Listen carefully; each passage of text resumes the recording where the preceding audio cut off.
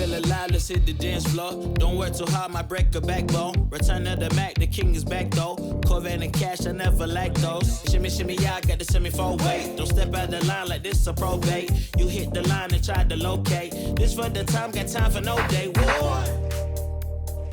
Welcome to another episode of the Krow Knows Podcast. I'm your host, AJ Krow, with a very special guest today. I will say definitely the most decorated guest that I have had so far. I am joined by Keith Elias, Senior Director of Player Engagement with the NFL. Keith, yes, thanks for joining me. It's a pleasure, AJ. Thanks for having me. Awesome. Well, we could go for hours talking about this. I always like to start with just a little bit of background. Before you do, I'm going to go ahead and talk a little bit about your background. Basically, graduated from Princeton with several records, almost every Ivy League record that there was to have in your days as a running back there, leading into your role with the NFL here. Talk to us a little bit about your background going up through Princeton into the NFL and how you got into this position now. Yeah, great. So a unique part about it is that I got to play high school, college, and pro all in the same state.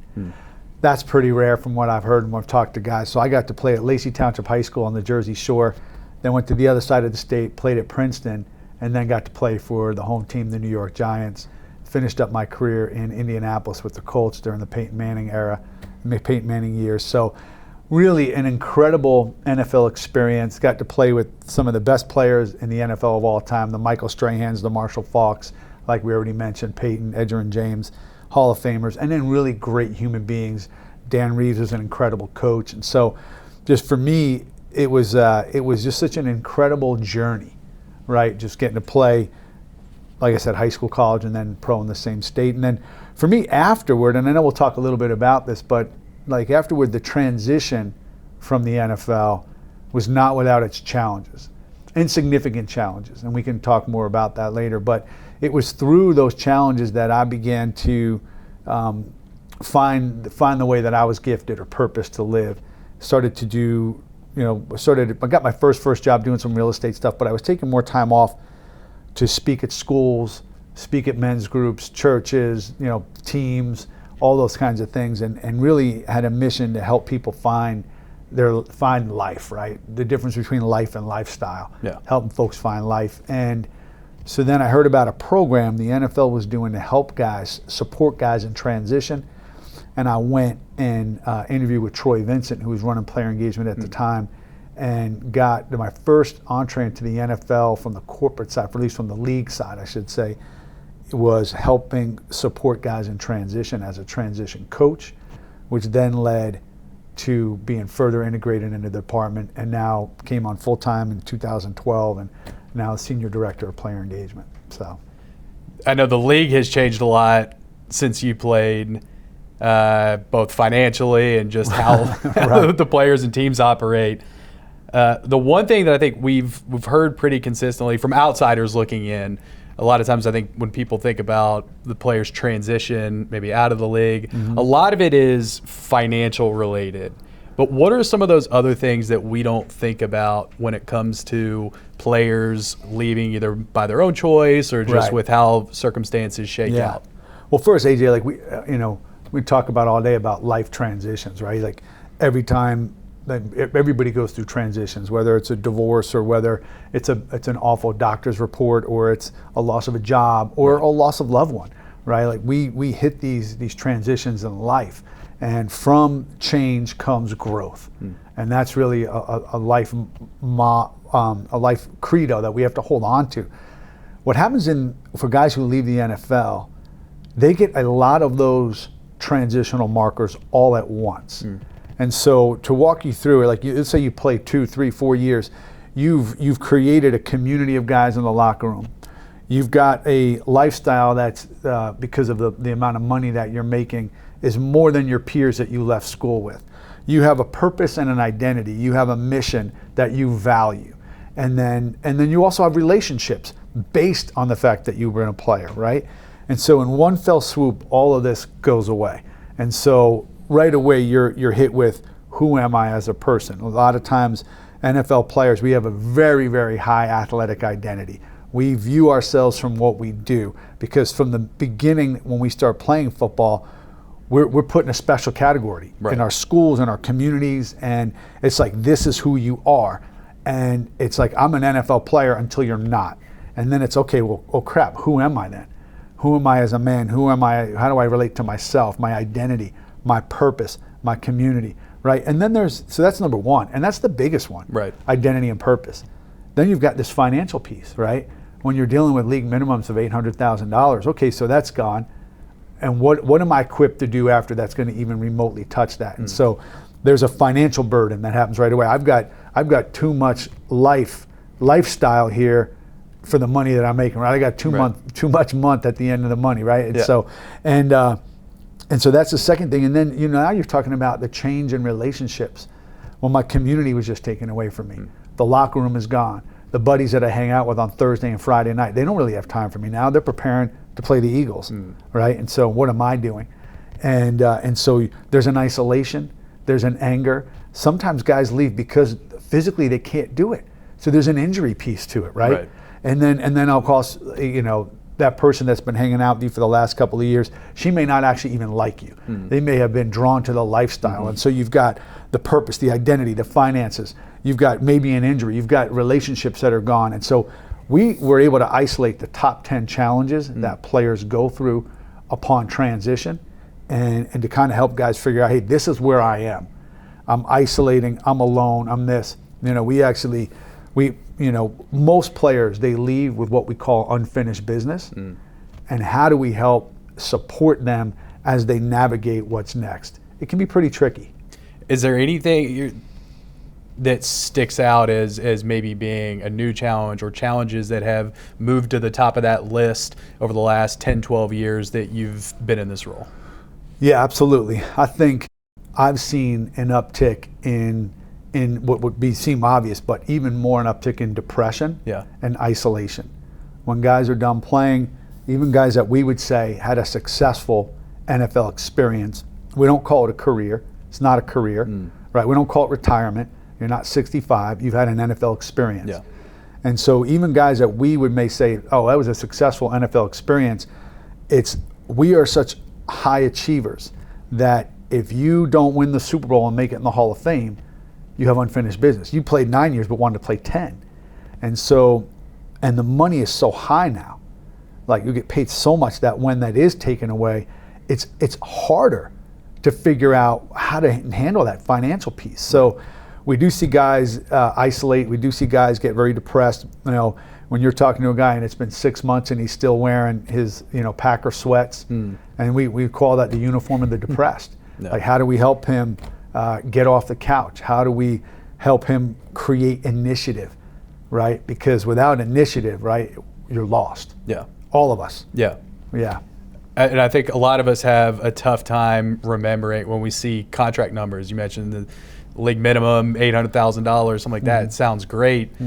For anybody that's thinking, hey, if you got a W-2 job, $800,000 a year, that's incredible. That's top, 0.01%. But then we have to remember that we're looking at an average career, an average NFL experience of what, say, 2, 3, 4 years. Correct. And all of a sudden that money doesn't go quite as far as we may think it does. How are you guys helping players on the front end when they're coming into the league think about that? Has any of that changed, or is those are really the same fundamentals? No, a lot has changed in that regard. And so, each year the collective bargaining agreement specifies the rookie programming, and there are 18 different modules that rookies are required to go through. There's multiple ones on financial training and financial education. There's multiple ones on wellness, on mental wellness. There's time management. There's relationship management. There's healthy relationships. There's like finances, for everything from budget to generational wealth building, right? So we want to make sure that guys are as equipped as possible to come into this thing in two specific ways. One, with the end in mind. I find that in life, for me, life is all about having a vision for where you want to be as a human in the next 3 to 5 years, so that every choice and decision you make will either bring you closer to that vision you have for your life or further away. The vision is key. If we can help support rookies in creating a vision for their life, hey, when this is over, what do you want to look like? Well, how much money do you want in the bank when this is over? Well, let's start with that now. let's learn about taxes, because that $800,000 is really now, it's really $500,000, by the way, before your agent, before your fees, before you buy something, before you drive, before you write. And so now we're down to $400,000, which is still amazing. But at the same time, like you said, what if that's just one and done? Right. How do I help you maximize and optimize this NFL experience financially? You know, especially you got family coming on. How do I help you navigate family?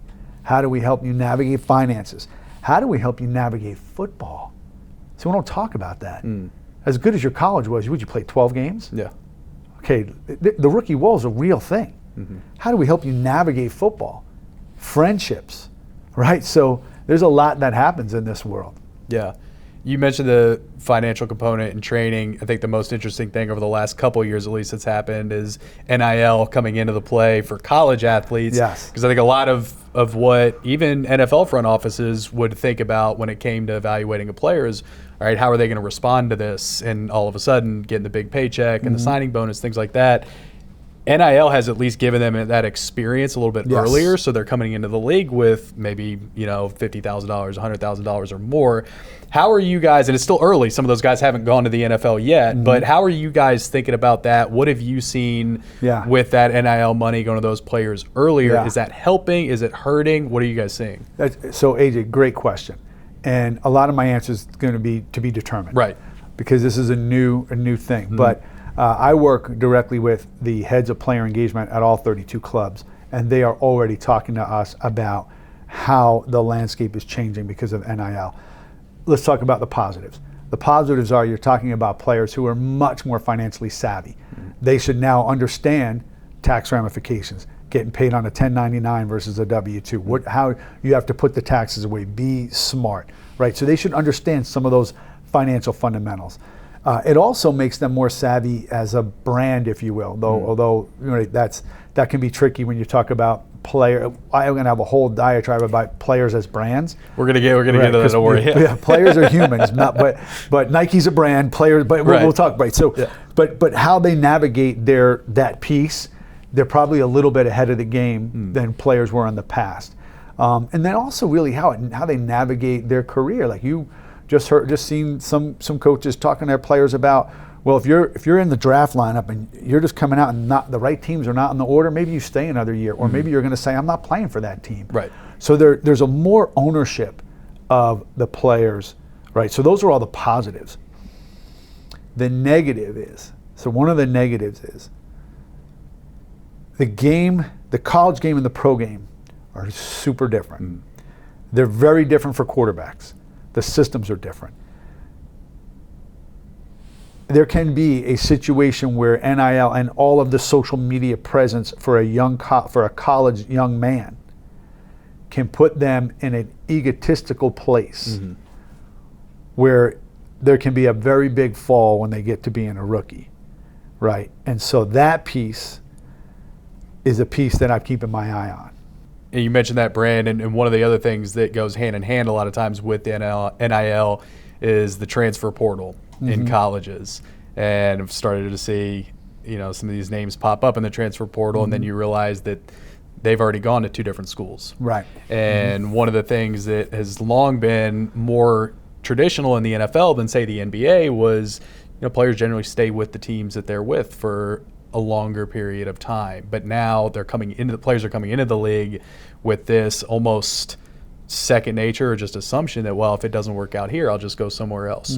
How are you guys adjusting to that, or what are you seeing from the players specifically with that kind of grass is always greener kind of approach with coming into the league? Yeah, and so this is tricky, and like I said, there's good things and bad things about players. That like the negative word we put on it is entitlement. Right. Oh, they're so entitled. Well, they're entitled because they've actually done a lot of unique and very cool things.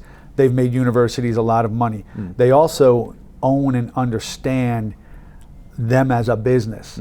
Right. So like I am my own business. I am an entrepreneur of my soul. I'm a sole proprietor of me as a player. Right. And so I have that right and that responsibility to find a place, right, where I want to go that's going to suit my skills and my talents and all of that, like more power to them, right?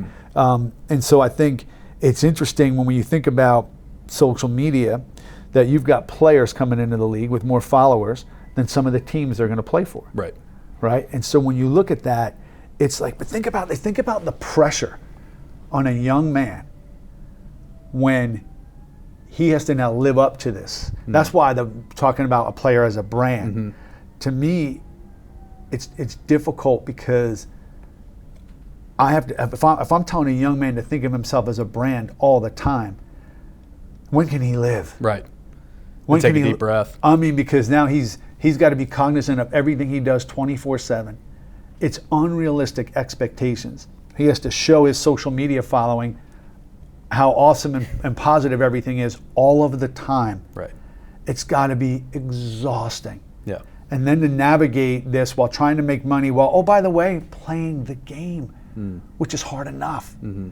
So, I mean, I'm looking at this to see how players can take this burden, right, of all of this and still find a way to thrive and be successful. And so the folks at the club level, the heads of player engagement, they have their work cut out for them to be able to support players coming in to get the best of them both on and off the field. Yeah. It's interesting seeing, there's a lot of positives, there's a lot of negatives, and where does it wind up balancing out? Obviously the money, financially, the performance has been through the roof. Mm-hmm. Now with that, there is a lot of other negative parts that come with it that you don't have to deal with when you played, and players in the 60s, 70s, and 80s. Right. For instance, now everyone's got access basically to all 22 footage, and you can dissect every single thing that every single player does, good, bad, or indifferent, right? A lot of times it might even be wrong. And so how are you seeing the players really grasp and how do they feel about the trade-off, right? Because you've got all this stuff that comes along with it that you guys didn't have to deal with. But then on the flip side, the money's obviously significantly higher. So how are the players, they feel okay about that? So first of all, money isn't a panacea. Right. Money is a tool. And it sort of exacerbates, it exacerbates who you are, right, and where you are. And I think, asking a young player how he feels, I'm not sure he would be aware because he's grown up in social media. Sure. So he doesn't remember a time when he didn't have social media. Mm-hmm. For him, it's just normal. Mm-hmm. For him, he didn't know the difference when he wasn't making all this kind of money. And I would say also, I'll take the word negative even out of I don't think there's negatives. I think there's challenges. And that's different, right? Because I don't think I think it's how you navigate this incredible social media platform. Because that's what it is. It can be an incredible tool. Yeah. Right? Yeah. If you can navigate it. If you're able to say after a game and you don't have that game you wanted, and you look on your phone and there's people saying, I want you to die. Right? You have to be able to be like, okay, we got to turn this off. This is a game. Right. And the minute that begins to influence your soul, that's challenging. Yeah. And that's what if we build a kingdom on this social media platform, then there's some things that we have to learn how to navigate as well. Yeah. I think going back to, because we always want to look at both the positives, as well as the challenges that come from it. On the positive end, it seems like the access to information is so much greater. Mm-hmm. Do you guys feel like players coming into the league are maybe a little more aware, a little more savvy of some of the financial components and just some of those tools that maybe were a lot harder when you couldn't just go on the internet or go on social media or go on any of these easier tools to learn about any of these kind of things? I think to generalize, what I've seen is players are more savvy with some of those pieces, but I also think I always say, when we talk about guys when they transition out, and that old saying, if you've seen one, you've seen them all. Mm-hmm. And I think for us, if you've seen one, you've seen one. Like every player has a unique background. Every player has a unique family dynamic. Every player has, so players that have had their parents play and now they're coming in the league second and third generation, they have a different understanding of the game than a player who doesn't, a player that has never been around the game, doesn't know anyone around the game, and is just trying to navigate. Growing up, maybe a great vacation was the Motel 6, and then the pool at the Howard Johnson's, like my family, and that was awesome. And then you get to a place where all of a sudden overnight you're seemingly making all these types of money. And so every player is going to navigate that differently depending on the culture they come from, the family they come from, and the knowledge they have. And so it's up to us to be able to educate all of them so that they can see how to navigate it to create the best possible situation for their life in total, for their life. Yeah. Talk to us a little bit about, obviously player engagement set up, as learnings from, things that happened in the past or things that players weren't aware of or opportunities to grow and help them develop. Talk to us about some of those things that have been particularly impactful with players that you guys have been able to put together. Yeah, so I think, for us player engagement, we have four player pillars, right? So we have continuing education. Very, very important. We push from day one for players, if they haven't, to get their degree, right? There's no substitute for that. And I think, we're over 50% as a league, and if that sounds low, that's light years ahead of other leagues, right? In terms of, completing their degree. And the players that have their degree play longer. Okay, so that's pillar number one. Then there's our financial education platform, right? Like what we talked about before. You have an opportunity to do something unique and create generational wealth. And so how do we become responsible? How do we become knowledgeable? How do we become educated on how to use this unbelievable blessing for them to optimize it for our life, right? And then we have a pillar of professional development. And we were talking about before with vision. It is, you have to begin this thing with the end in mind. Where do I want to be when this is over? I've seen players now more than ever before utilize our professional development resources. So we have career tours. We just did one out in Hollywood. We're doing one with Hugo Boss as I speak, right, in the fashion industry. We've done one with music. We have a financial workshop right now. We've got 20 players or more right now on Wall Street learning more about finances, right? Like that's going on right now as we speak. And so professional development, it says, how do I leverage this platform to create a future for myself where I can use my skills and my passions and my purpose beyond the game? Yeah. So it's job shadows, career tours, that type of stuff. And those are extremely beneficial because sometimes players will go do something and say, oh, this isn't what I want to do, right? And there's as varied as we've had, like I said, in the music industry, and we've done career tours with the FBI, right, for players that want to do that sort of thing when they're done. And then there's personal development. And so this is one that's near and dear to my heart, is because how do we holistically develop the human being? How do I help you as a player, support you as a player, become a better father, a better husband, a better son, a better teammate, a better human? What happens when you're on IR? How do we support navigating that piece? Because one of the most difficult things about being a professional athlete is all of the rejection that you will receive. You see, at some point, except for the very, very, very rare that say, I'm done, you're kicked out of the league. Right? Yeah. There's a very real rejection there for people that don't hear the word no very often, right? Traded, cut, whatever it is. And so how do we continually develop the inner man, to help support that man to be the best version of himself now and throughout his life? Yeah.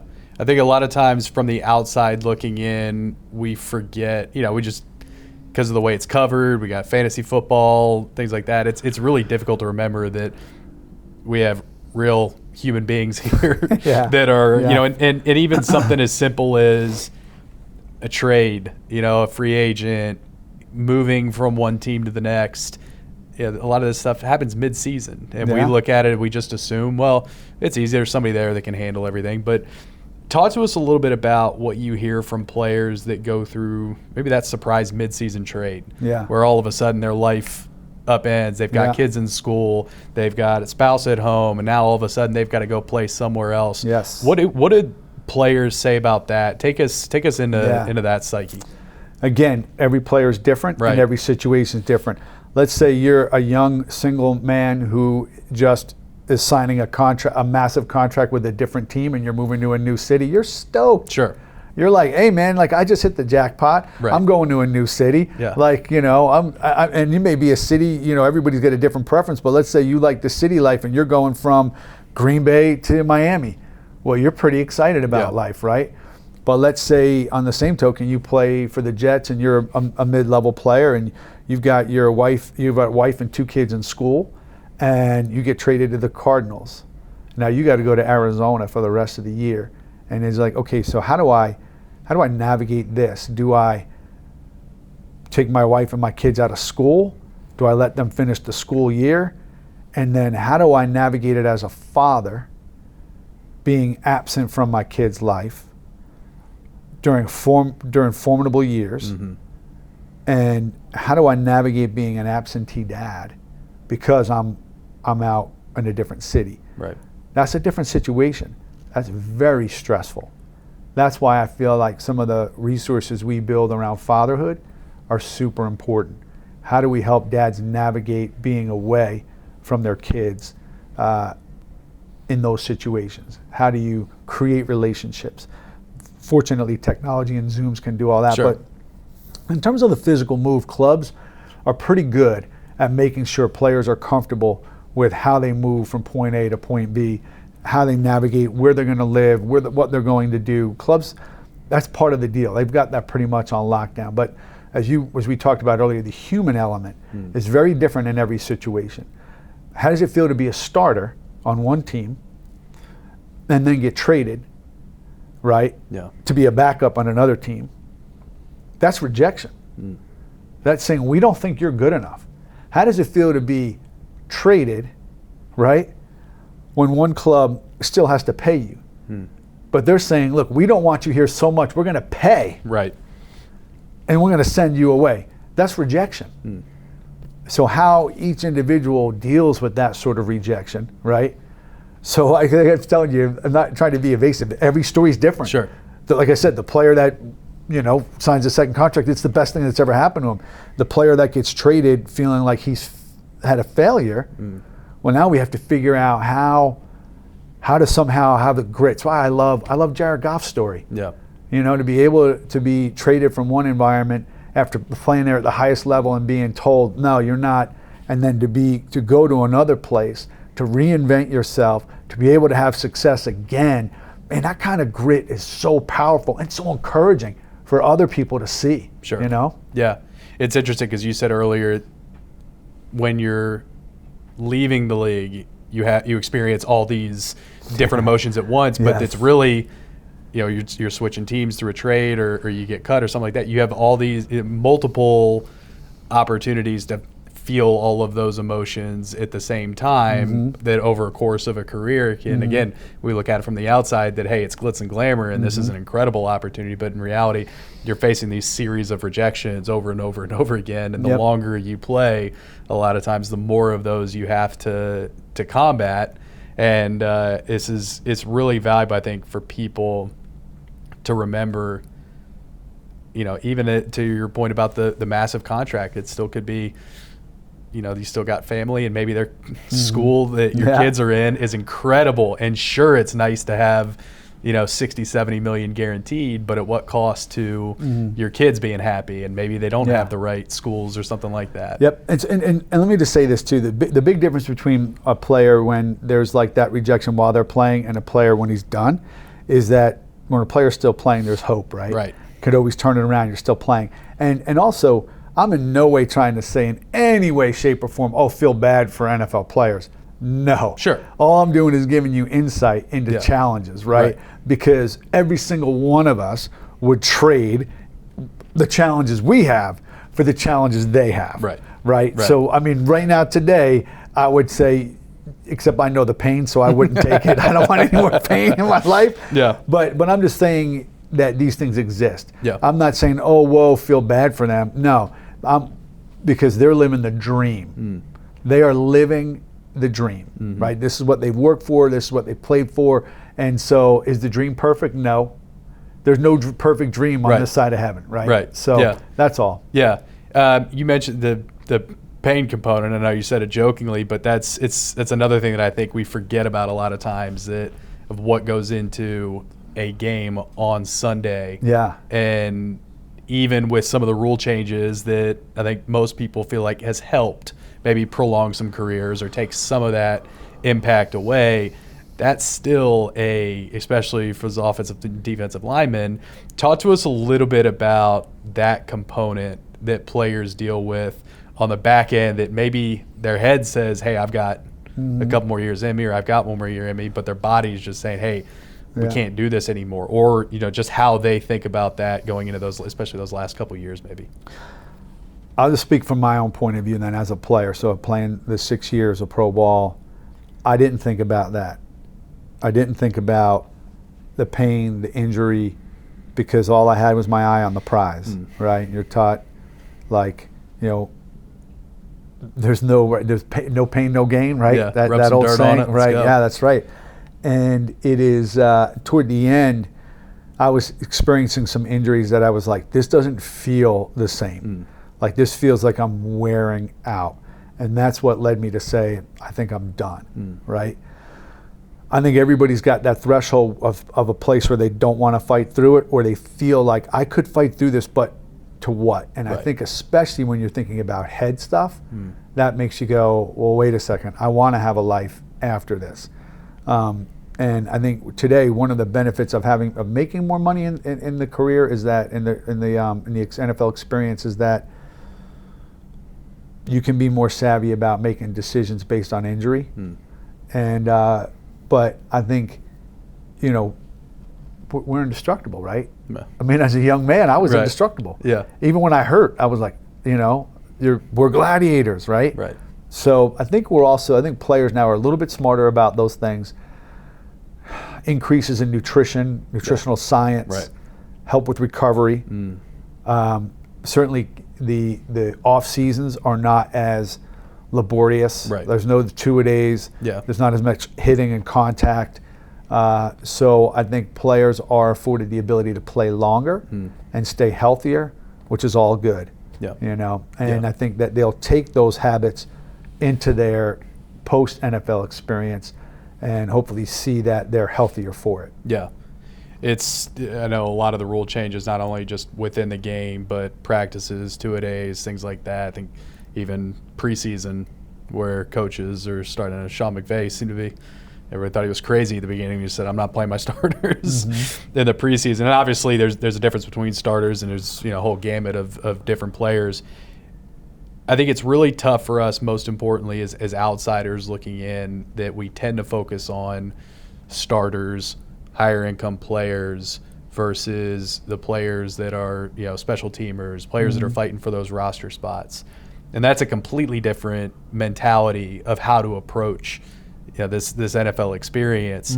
What are some of the biggest differences that you see from how players are approaching it that are in that position versus your Pro Bowlers? Yeah, so I think when you're an elite NFL player, it affords you more freedom to be able to approach it with what is best for you, right? I don't feel great this practice. My hamstring's a little tight. I'm going to sit this one out. You have that luxury. You've earned the right for that luxury, right? You've earned that right because you've put up. Right. Right. If you're an Aaron Donald and it's like, I've been to 8 Pro Bowls and he goes to practice one morning and he says to the coach, my knee's not quite feeling right. I think I shouldn't. Okay, you got it. Right. Right. Like you're on load control here, right? Whereas the guy who was just happy to be on the roster, like that 52nd dude, that 50. It's like, okay, you don't have that luxury, right? And so that would say that's the best way I can describe the difference, because the locker room is the locker room. Right. It's as a cohesive group. Everybody does the best they can to ensure the victory for the entire unit. And so if you are going to contribute that by kicking field goals, you're part of the team. If you're going to contribute by blocking on the extra point, running down on kicks, you're part of the team, right? And isn't that the famous quote, Herm Edwards saying, "I'm going to treat everybody fair, but not the same," right? I mean, that's kind of it. Yeah, right. In life, right? Yeah. Looking forward, what do you think, and with player engagement, what are some of the biggest opportunities that you guys see? Yeah, I think right now the NFL player engagement department in the league office and at the club level are some of the unsung heroes in the locker room, meaning that everybody knows the GM, everybody knows the head coach. Most people have no idea what the head of player engagement at the club does for that team and that organization.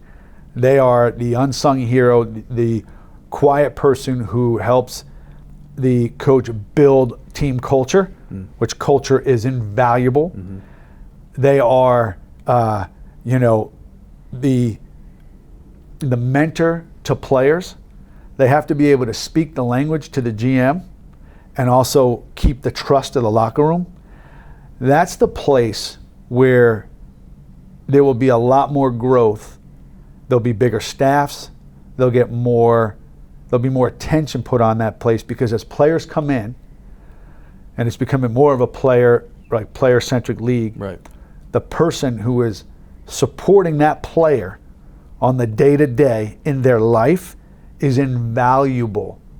That's the person that's helping them become a better player and become a better man through the love, support, and care off the field. And so I think that role is going to expand within clubs, and it already has. Right. Like, we're seeing those folks, clubs, GMs are having meetings with them on a regular basis.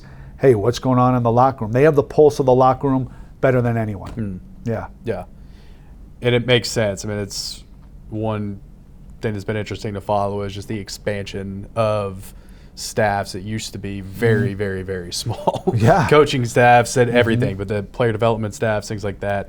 And so that makes a lot of sense.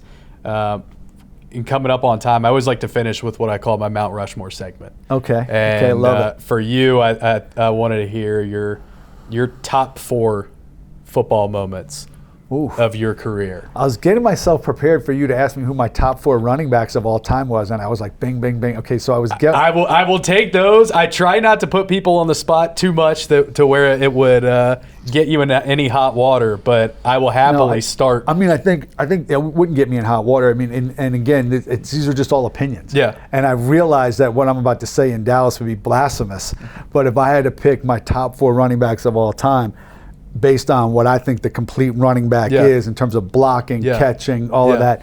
Obviously you're going to have your Walter Payton, you're going to have your Barry Sanders. For me and my money, I like Eric Dickerson and I like Marcus Allen. Yeah. And that's where, so people are like, well, what about Emmett? So, all right, well, Emmett had a lot of help too. Yeah. Right. Yep. But not saying he probably is right there with that in that top. Now remember, tier. it's still Dallas, so you're saying Eric Dickerson. That's a good thing. Oh, he played here? He's an SMU Oh, Mustang. SMU, right? Yes. No, Eric Dickerson was. Yeah. I mean, he's. It's hard to say someone in the Hall of Fame is underrated. Right. But he's underrated, and so is Marcus Allen. I mean, if he had a supportive, like Marcus Allen was magic. Yeah. Magic. Yeah. So that's why those two guys, my personal favorites. Plus, I grew up watching them. Right. Where I'm more as a contemporary with Emmett, but I think Emmett's in that place too. No, I mean, you can't be the all-time leading rusher and not be in the top. Yeah. Mount Rushmore. So I'm gonna give you 5. Yeah. All right. Well, don't worry. I'm not a Cowboys fan. All right, So it doesn't bother me. It doesn't bother me at all. So you want my top 4. Your top 4 football moments, and I say that it is a broad question intentionally. Yeah. So like, not all would be on the field. I'll leave the 4th one. I'll leave, and one was when I was told before a game that it's a preseason game, that I was going to be cut. And this was the make or break game. And I blocked a punt, scored a touchdown, did some things that I ended up making the team. That was a great moment. Yeah. That was a great moment. I remember in another preseason game where same thing on the bubble, broke a tackle, had this really incredible run for me, and this hometown to hear the stadium, they just started chanting my name, Keith. I'll never forget that. Yeah. Those were 2 amazing moments. Catching a touchdown pass from Peyton Manning, incredible moment. And then I would say the best one though is, this was a game in Indianapolis, my last year, where every year in Indianapolis they would have young kids from the community become water boys, ball boys, that kind of thing. And this one particular young man, my heart just felt like he was troubled. And so during the game, and I don't remember who we were playing, but during the game, I remember I just kept going to asking about his life, drinking water. I know this is a crazy story because there's a game going on. Yeah. I mean, I was totally into the game, but at the same time, I just felt like there was this soul here that needed me. And I ended up finding out his whole story and just loving on him. And then at the end of the game, him and I kneeling on the sideline and praying together and just feeling like I had an impact in his life that went beyond the game. And I thought, and that's probably my all-time favorite NFL moment. Definitely not a surprise then that you wound up in this role. Well, you had a knack for it even then during the middle of the game. This has been incredible. I think this is just such an important conversation for people to hear that are fans of the game, to think about all this stuff that goes on behind the scenes, outside the lines, so to speak. Yeah. And if you have any other, either closing thoughts or anything that you wanted to make sure that you got out there for people to think about or know, the floor is yours. Yeah. No, I just think that the NFL itself, football itself, it's a blessing and it's a blessed game because it's a metaphor for life. And my favorite thing about the game is that you can fumble 3 times during the game and still be the winning touchdown, be the hero. And that's life. Like, it's going to be up and down. It teaches resilience. Football teaches resilience. It teaches grit. It teaches you about life. And that's why I'm in it, because to take those lessons and to impart, to use the game to then impart true life lessons of vision and wisdom and resilience and grit into this next generation to influence the influencers. I mean, what a better deal, right? There is no better deal. So, AJ, thanks for having me on. Thank you for coming on again. Keith Elias, Senior Director of Player Engagement with the NFL. This has been the Krow Knows Podcast. I'm your host, AJ Krow. We'll see you next time.